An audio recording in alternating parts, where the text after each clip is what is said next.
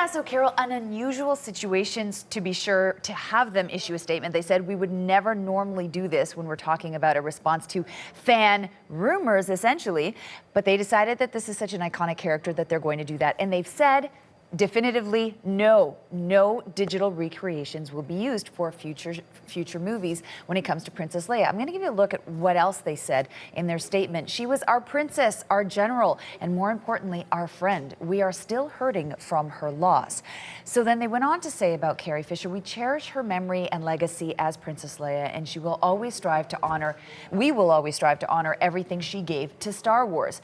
So there you go. They've decided that they're not going to do it. Now, when you take a look at this particular situation, what has happened is that the actress had completed filming on Star Wars Episode 8. Now, as I show you some vintage footage, let me mention that one, which people know came out, it had featured a couple of key scenes with Princess Leia, and that particular film set to come out December 25th, so that's going to happen. But in the meantime, what's going to happen with future Princess Leias? Well, if they're not going to digitally recreate it, they don't have a lot of options, right? They can either just write the character out of the script, or sometimes other people have chosen to replace them altogether. But they have said no digital recreations. Okay, so let's look at the so-called the bigger picture here. Yeah, so Carol, the big deal here is that the recently released film called Rogue One, fans saw that they did digitally recreate Carrie Fisher's younger character, or version of her character, as she was, younger. Now, they took snippets from a 1977 Star Wars film, A New Hope, and they put them in there. And then they also digitally recreated the late Peter Cushing's Grand Moff Tarkin character. So that's why fans were all abuzz, saying, if you did it once, why wouldn't you do it again?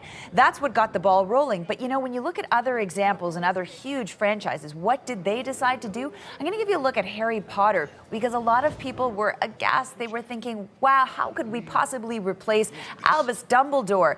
Because a lot of people are familiar with Richard Harris. He played this character in the first two Harry Potter films. Well, they decided they're going to keep the character, but replace him with Irish-born actor Michael Gambon. Now, let's take a look at another movie, Mockingjay 2, because they had this issue to deal with when Philip Seymour Hoffman died. Now, he died during the shooting of The Hunger Games Mockingjay Part 2. So what did they decide to do? Well, not necessarily replace him, but they decided to swap a face-to-face meeting for something a little bit more subdued. Woody Harrelson's character, for example, reads a letter, and that informs you a little bit. They did do a little bit of digital recreation in that one with Philip Seymour Hoffman, but for the most part, they thought of some other creative way. So that's what fans of Star Wars are looking to now, saying, okay, what's your creative way out of this really, sort of sad situation when an icon in real life passes away?